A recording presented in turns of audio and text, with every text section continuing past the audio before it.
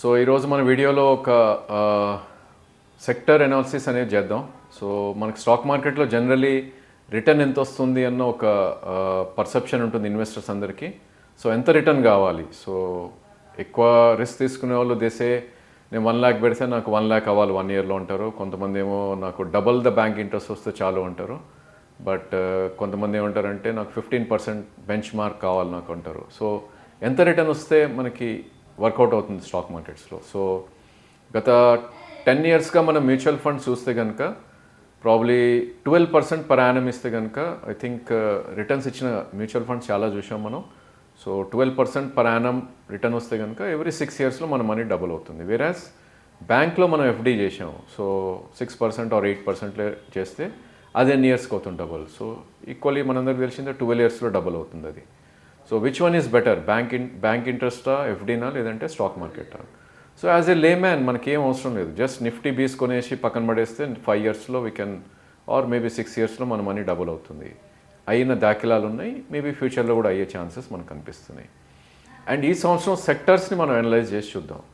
So నిఫ్టీలో ఎవరైతే invest చేశారో గత 1 year బ్యాక్ ఏదైతే ఉందో, సో 18,012 దగ్గర మనం ఇన్వెస్ట్ చేయడం జరిగింది. సో ఈరోజు మనకి నిఫ్టీ రిటర్న్ చూస్తే కనుక ఇట్ హాస్ గివెన్ 7.71% రిటర్న్. అంటే ఈరోజు 19,400 మనం తీసుకోవడం జరిగింది. సో 7.7% అనేది it's equal to bank interest. So పెద్ద రిటర్న్ ఏం రాలేదని చెప్పుకోవచ్చు మనం. సిమిలర్లీ బ్యాంక్ నిఫ్టీలో ఎవరైతే ఇన్వెస్ట్ చేశారో, సో 41,307 ఉంది లాస్ట్ ఇయర్లో ఇదే టైంకి. అండ్ ఈ సంవత్సరం మనం చూస్తే కనుక 43,658. సో ఆల్మోస్ట్ 2,500 పాయింట్స్ పెరిగింది. కాబట్టి రిటర్న్ ఎంత వచ్చింది దాని మీద ఈజ్ 5.68%. సో మనకు క్లియర్లీ ఇక్కడ అర్థమయ్యేది ఏంటంటే Nifty and bank Nifty FD కన్నా తక్కువ రిటర్న్స్ ఇచ్చిందని చెప్పుకోవచ్చు. అఫ్కోర్స్ మనకి నిఫ్టీ అండ్ బ్యాంక్ నిఫ్టీలో ట్యాక్సేషన్ చూస్తే కనుక it's only long term 10%. And మనకి ఎఫ్డీస్ వాటిల్లో 30% బ్రాకెట్లో ఎవరైతే ఉంటారో probably they have to pay that much of taxes. ఇక సెక్టోరియల్ అనాలిసిస్. సో మనం సెక్టర్స్ అనలైజ్ చేస్తే కనుక ఏ సెక్టర్ బెస్ట్ పర్ఫామ్ చేసింది ఈ ఇయర్. సో మనందరికి తెలిసిందే రియల్ ఎస్టేట్ ప్రైజెస్ ఎలా పెరిగాయి లాస్ట్ 1 yearలో. And lot of companies are giving sales numbers and all. Sobha కానీ లేదంటే డిఎల్ఎఫ్ కానీ, for instance DLF 100 crores project 100 crores flat ఒకటి లాంచ్ చేయడం చూసాం. సో అది వితిన్ 6 hours-లోనే 1-2 ఫ్లాట్స్ బుక్ అవటం చూసాం. So people are buying flat worth of 100 crores కూడా ఈరోజు. ఐ మీన్ అఫ్కోర్స్ హైదరాబాద్లో కాకపోవచ్చు, మేబీ ఢిల్లీ ఆ రేంజ్లో. సో అలాంటి దాఖలాలు చూసాం మన రియల్ ఎస్టేట్లో. న్యాచురల్లీ రియల్ ఎస్టేట్ ఏదైతే ఉందో నిఫ్టీ రియాలిటీలో ఎవరైతే ఈ సంవత్సరం ఇన్వెస్ట్ చేశారో last 1 year back, it has given almost 50% return. So మనకి రియల్ ఎస్టేట్ ప్రైజెస్ కూడా 30-40% పెరగడం చూసాం లాస్ట్ 1.5-2 yearsలో. అఫ్కోర్స్ ల్యాండ్స్ అయితే ఇంకా ఎక్కువ పెరగటం చూసాం సరౌండింగ్ ఏరియాస్లో. So Nifty realty has given 50% return.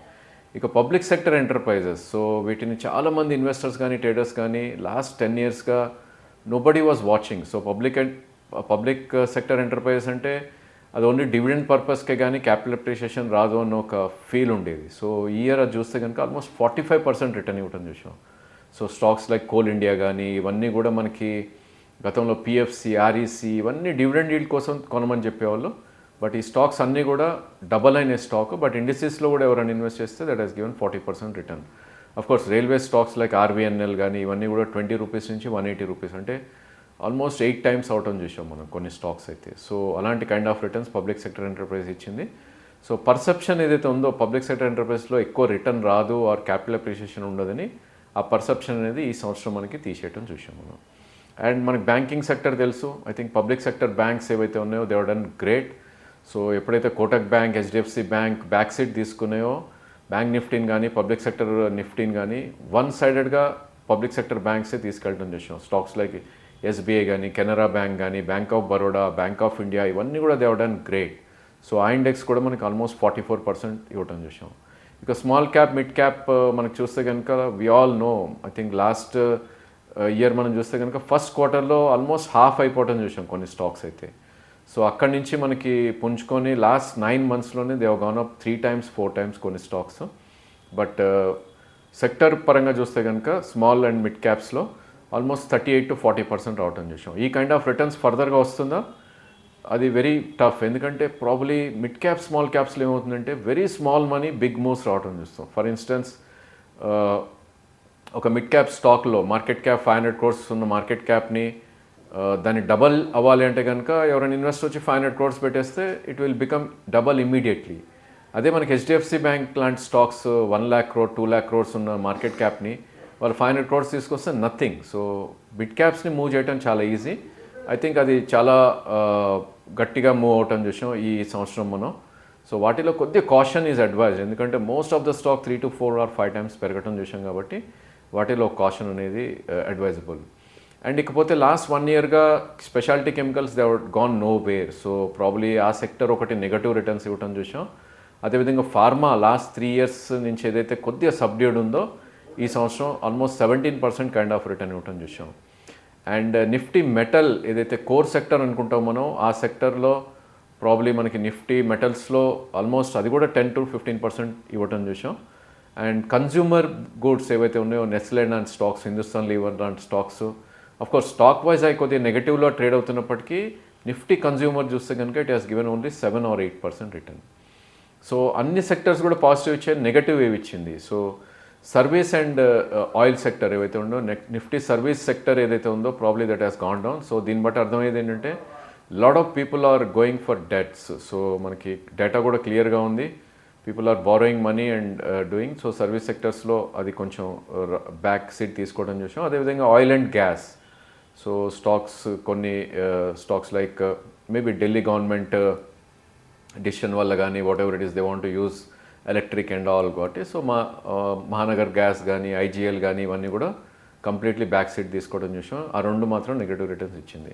ఇకపోతే నిఫ్టీ ఐటీ గత కొన్ని క్వార్టర్స్గా వెరీ వెరీ బ్యాడ్ రిజల్ట్స్ ఇచ్చిన కంపెనీస్ చూస్తే కనుక దో మనకి కొన్ని స్టాక్స్ ఏవైతే ఉన్నాయో ఇన్ఫోసిస్ అండ్ విప్రో లాంటి స్టాక్ ఈ సంవత్సరం నెగటివ్ రిటర్న్స్ ఇచ్చినా కదా ఓవరాల్ నిఫ్టీ ఐటీ బికాస్ దానిలో మిడ్ క్యాప్ స్టాక్స్ కూడా కొన్ని ఉంటాయి. ఫర్ ఇన్స్టెన్స్ మనకి కేపీఐటీ కానీ సొనాటా కానీ బిఎస్ సాఫ్ట్ కానీ ఇవన్నీ కూడా almost new highs or double out అని చూసాం ఈ సంవత్సరంలో. బట్ ఆ సెక్టర్ కూడా ఓవరాల్ ఎవరైనా నిఫ్టీ ఐటీలో పెట్టుంటే కనుక ఇట్ హ్యాస్ గివెన్ అబౌట్ 7% రిటర్న్గా చెప్పుకోవచ్చు. సో ఇలా మనకి ప్యాసివ్ ఇన్వెస్టింగ్ చేసినా కూడా ఒక సెక్టర్ రైట్ సెక్టర్ని మనం చూస్ చేసుకుంటే you can make 50%. Of course worse sector choose చేసుకుంటే you can go wrong, maybe దానిలో ఒక 2 to 4% లాస్ కూడా రావచ్చు. But best of the best Nifty bank Nifty తీసుకుని కూడా it can beat bank interest. ఈ సంవత్సరం అంతా రాకపోయినా కూడా రానున్న నెక్స్ట్ 1-2 yearsలో కూడా probably they can do well. So ఇది ఐ థింక్ సెక్టర్ వైజ్ ఎవరైతే ఇన్వెస్ట్ చేయదలుచుకుంటారో I think they can select even ఇప్పుడు కూడా కొద్దిగా బీట్ అండ్ డౌన్ సెక్టర్స్ ఏవైతే ఉన్నాయో లైక్ మెటల్స్ కానీ టెక్నాలజీ కానీ లేదంటే స్పెషాలిటీ కెమికల్స్ కానీ వీటిల్లో నెక్స్ట్ 1 year కోసం ఇన్వెస్ట్ చేసుకోవచ్చు.